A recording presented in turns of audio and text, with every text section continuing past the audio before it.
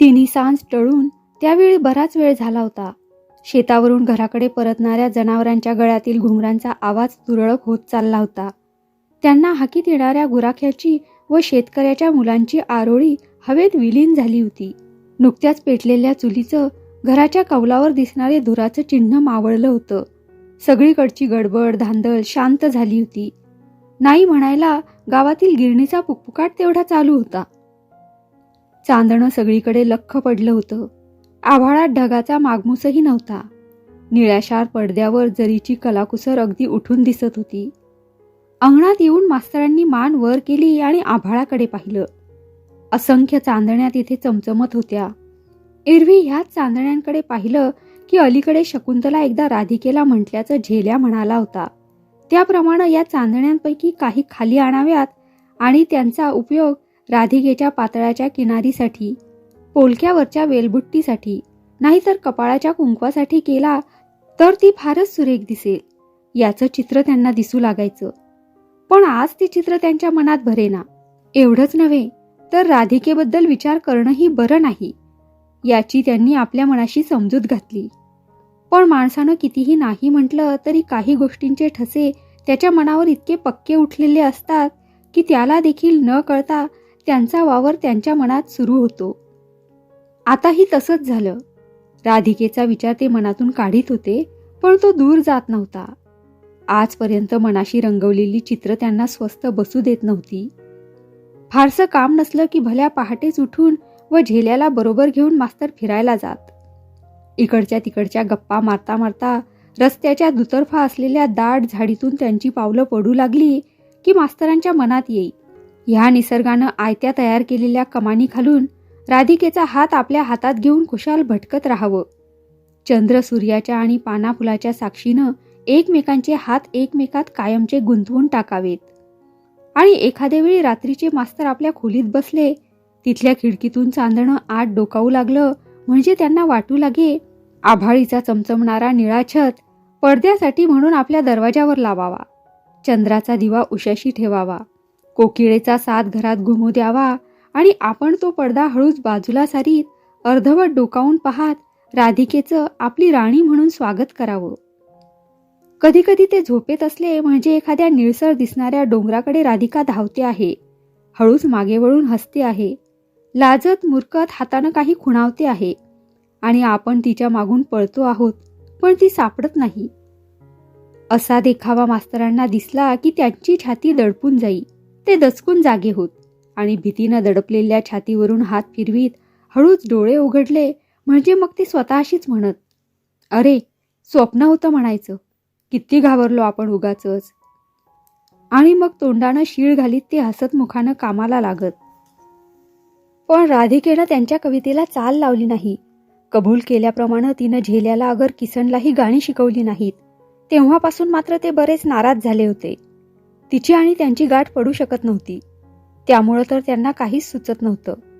मनात उद्भवणारी प्रश्नोत्तरे त्यामुळेच त्यांना सतावून सोडित होती.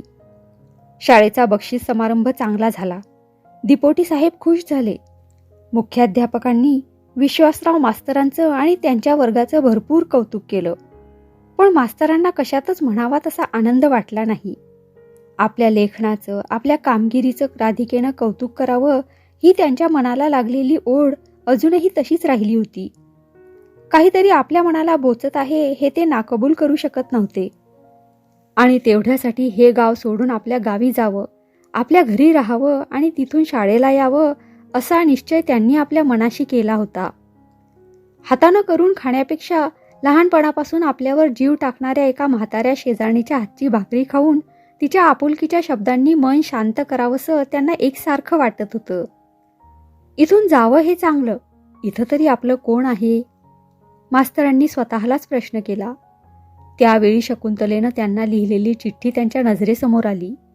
आपल्या मैत्रिणीशी विवाहबद्ध होण्याविषयी तिनं केलेली सूचना त्यांना अमान्य होती अशातली गोष्ट नसली तरी ती अशक्य कोटीतली वाटल्यानं तिला मुद्दामच उत्तर न धाडता ते स्वस्थ राहिले होते. एवढंच नव्हे तर राधिकेच्या आजोबांचा तिखट स्वभाव लक्षात घेता उत्तर न देण्यातच शहाणपणा असल्याची त्यांना खात्री पटली होती. त्यासाठीच राधिकेला विसरण्याचा त्यांचा प्रयत्न चालला होता. पण यश येत नव्हतं. उलट या घटकेला ती कुठं भेटेल, कुठं दिसेल तर तिच्याशी काही बोलावं, नाहीतर तिच्या नुसत्या दर्शनानंही मनाला शांती मिळवावी या भावनेनं ते चांदण्या रात्री घराबाहेर पडले. उगाचच त्यांचं मन हुरहुरू लागलं. कारण नसताना ही आजारी तर नसेल ना, अशी शंका त्यांच्या मनाला चाटून गेली आणि त्यामुळं झेल्याच्या घराकडे त्यांची पावलं वळली. आणि त्याच वेळी कण्हत पडलेल्या राधिकेच्या उशाशी येऊन श्रीपती म्हणाला, पाणी पाहिजे का ग? कमी झाला का तापवाईच? शकुंतला राधिके शेजारी बसलीच होती. तिनं तिच्या कपाळावर मिठाच्या पाण्याची पट्टी ठेवली आणि श्रीपतीला सांगितलं, मी बघते सगळं, तुम्ही जेवून घ्या. पोरीनं घोटभर तरी पाणी घेतल्याबिगर मला काही सुचायचं नाही. ताप उतरला म्हणजे घेईल ना. कवा उतरायचा आता ह्यो ताप? 4 रोज झाले असत्याल आज ताप भरून. श्रीपती काळवंडून गेला होता. आपल्या वडिलांनी लेकीला मारलं आणि म्हणूनच ती आजारी पडली या समजुतीनं त्याचं मन त्याला खाऊन घेत होतं. पण वडिलांच्या पुढं अवाक्षरही काढायची त्याची छाती नव्हती. तरी पण तो शकुंतलेजवळ अगदी हलक्या आवाजात म्हणाला, माझ्या जागी दुसरा कोण असता तर त्यानं त्याचं बाचं थोबाड बी रंगवलं असतं. इतक्यात तिथं येणाऱ्या आजोबांनी ते ऐकलं. ते हळूच पुढे झाले आणि राधिकेच्या अंगाला त्यांनी हात लावला. विस्तव डसावा तसा चटका बसल्यावर त्यांचं मन चरकलं. त्यांना बघून घाबरलेल्या श्रीपतीकडे आणि शकुंतलेकडे त्यांनी आळीपाळीनं पाहिलं. राधिकेच्या कानाशी वाकून त्यांनी विचारलं, लई दुखतंय माझ्या बाळीचं? पण त्यांना उत्तर देण्याच्या भानगडीत न पडता डोळे मिटून राधिकेनं तोंड बाजूला केलं. तेव्हा आजोबांना कसंसच वाटलं. केविलवाण्या नजरेनं श्रीपतीकडे आणि राधिकेकडे पाहत त्यांनी एखाद्या अपराधी माणसाप्रमाणे खाली मान घातली. श्रीपती गुपचूप खाली निघून गेला. शकुंतलेनं तिथून उठून खिडकीतून तोंड बाहेर काढलं. त्यामुळे तर आजोबांच्या मनाला आणखी एकदा धक्का बसला. त्यांचे डोळे भरून आले. सद्गतीत कंठानं तापानं फणफणलेल्या राधिकेला पोटाशी आवळून धरीत कापरं भरावं त्याप्रमाणे बाहेर पडणाऱ्या कातर आवाजात त्यांनी म्हटलं, चुकी झाली माझी पोरी. तू मास्तरांबरोबर बोलली नाहीस मग या शक्कीनं सांगितलं मला. माझं डोळं खाडदिशी उघडला म्हणेनास, पण आता त्याचा काय उपयोग? कुणाचं तरी काय तरी ऐकून म्या थोबाड रंगवलं तुझं. इस्तू पडू दे माझ्या हातावर. पण राधिकेनं हू की चू सुद्धा केलं नाही. ती गप्प पडली होती. तिच्या भावनांची पार राख रांगोळी झाली आहे. अशाच भावनेनं ती तापाचीही फिकीर न बाळगता जगत होती. शकुंतलेवर मात्र आजोबांच्या बोलण्याचा परिणाम झाला. झटकन मागे वळून खिडकीशी टेकून उभं राहत तिनं आजोबांना धीटपणानं विचारलं, बाबा, आपण पण एक वेळ आमच्या वयाचीच मुलं होतो याचा विसर पडतो का हो मोठ्या माणसांना? मरणप्राय दुःख होईल एवढं टाकून बोलताना त्यांना आपल्या तरुणपणची कसलीच याद येत नसते. पोरं चुकतात तसंच कधी कधी आपणही चुकतो असं मनात सुद्धा येत नाही त्यांच्या. अथांग समुद्राला आलिंगन देण्यासाठी आपले दोन्ही बाहू पसरणारा कारवारचा अर्धचंद्राकृती किनारा पाहिला म्हणजे अनंताला भेटण्यासाठी हुरहुरणारी इच्छा साकार झाल्यासारखी वाटते. ह्या किनाऱ्यावर उभे राहिले म्हणजे मग मनाला पटते की निसर्गाचे सौंदर्य हे काही मनाचे मृगजळ नाही, तो अनंताच्या आनंदाचा प्रकाश आहे. त्या प्रकाशाने आपण ओढले जातो आणि त्यामध्ये आपण विलीन होऊन जातो. विश्वास, गोव्याची सफर करून मित्रांच्या आग्रहासाठी म्हणून मी कारवारला आलो आणि खरं सांगायचं म्हणजे तिथं आल्यानंतर मी हे तुला वर लिहिलंय ते गुरुदेव टागोरांचं म्हणणं मला अक्षरशः पटलं. वाटलं आपण इथंच या किनाऱ्यावर बसून तासन तास राहावं. उभा जन्म इथंच या सौंदर्याची छाननी करीत घालवावा. अरे दिवसा रात्री वेळी अवेळी वाटेल तेव्हा मी इथं भटकलो, पण काही मन तृप्त झालं असं वाटेनाच. रात्रीच्या वेळी वेड्यासारखा मी या किनाऱ्याच्या वाळवंटात बसायचा. लाटांचं तांडव नृत्य चालल्याचा आवाज कानावर आदळत होता. समोर अफाट दर्या पसरल्याचं माहीत असूनही मला त्याचं भान उरलं नव्हतं. मी माझ्याच तंद्रीत होतो. घटके घटकेनं आपलं अस्तित्व दर्शवणाऱ्या दीपगृहानं माझं भान हरवलं होतं. विसू, त्या दीपगृहावर चोहोकडे आपलं तोंड वळवीत स्वतःभोवती पहारा करणाऱ्या दिव्याचा झोत एकदम लक्कन वीज चमकावी तसा अंगावर यायचा आणि नाहीसा व्हायचा. भारी भुरळ पडायची मनाला. सगळं अंग वाळूत खुपसून घेऊन तेवढं डोकंच वर काढावं म्हणजे गार वारा झोंबल्यानं घरी जायचा मोह टळून याच झोताला डोळ्यात साठवून घ्यावं असं वाटू लागे. पण मग लगेच लक्षात येई की रात्री 3-4 तास तरी शांत झोप काढल्याशिवाय याहीपेक्षा मनाला वेडं करणारं दृश्य आपल्याला पाहायला मिळायचं नाही. आणि मग सतरांदा मागं बघत बघत मी घरी जायचा आणि उजाडत पुन्हा किनाऱ्यावर यायचा. डाव्या बाजूचं बंदर, उजव्या बाजूची सुरूच्या झाडासारखी उंच आणि रेखीव झाडं, समोरचा दर्या आणि मी हे एकमेकात केव्हा मिसळून जात कळायचं नाही. अरे रंगीबेरंगी शंख गोळा करावेत तुझ्या शाळेतील मुलांसाठी म्हणून त्यांच्या शोधाला मी लागलो की नेमकं तेवढं विसरून डोळे तारवटून बघायचा. पायाखाली कलावंतानं विणलेल्या गालीच्या पेक्षाही सुंदर चित्राकृतींनी नटलेले अनेक गालीचे वाळूवर उमटलेले दिसायचे. वाटायचं चित्र काढून तुला दाखवायला आणावीत. पण मग मी म्हणे, तूच एकदा येईनास हे सारं बघून?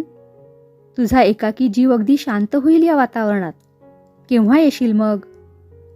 मुलांना वर्गात निबंध लिहायला सांगून फार दिवसांनी आलेलं मित्रांचं पत्र हे मास्तरांनी एकदा सोडून 2दा वाचलं आणि ते हसत हसत पुटपुटले. पण मी आता एकटा कुठं राहिलोय? माझ्या जीवात दुसराही एक जीव एकजीव होत चालला आहे, हे याला कसं कळावं? झेल्या, आण बघू काय लिहिलं आहेस? मास्तरांनी वर्गाकडे नजर टाकीत झेल्याला बोलावलं. पण वर्गातील एक मुलगा उठून म्हणाला, सर आज तो आला नाही. खरंच? कधीही गैरहजर न राहणारा झेल्या आला नाही? हे ऐकून त्यांना आश्चर्य वाटलं. तेव्हा तोच मुलगा पुन्हा म्हणाला, किसन पण आला नाही आज. असं का बरं? किसनची अक्का आजारी आहे. त्या मुलानं त्याला कळलेली बातमी दिली. किसनची अक्का आजारी आहे? मास्तरांच्या कपाळावर आठ्यांचं जाळं पसरलं. त्यांचा विश्वास बसेना त्या बातमीवर. म्हणून त्यांनी त्या मुलाला पुन्हा विचारलं, तुला कोणी सांगितलं? शाळेला येतानाच कळलं तसं आम्हाला. अरे पण सांगितलं कोणी? त्याच्या आळीतली पोरं म्हणाली की तो आज शाळेत येणार नाही. का म्हणून विचारलं तर त्या पोरांनी त्याच्या आईकडे जाऊन विचारलं तेव्हा हे कळलं असं ती म्हणाली. हां, काय होतंय किसनच्या अक्काला? ते नाही माहीत. त्या मुलानं आपणाला ते ठाऊक नसल्याचा खुलासा केला आणि तो खाली मान घालून उरलेला निबंध लिहू लागला. पण मास्तरांचं लक्ष मात्र वर्गातून उडालं. निबंधाचा तास संपल्याची घंटा झाली आणि पोरांनी टेबलावर वह्या आणून ठेवल्या तरी ते आपल्याच तंद्रीत होते.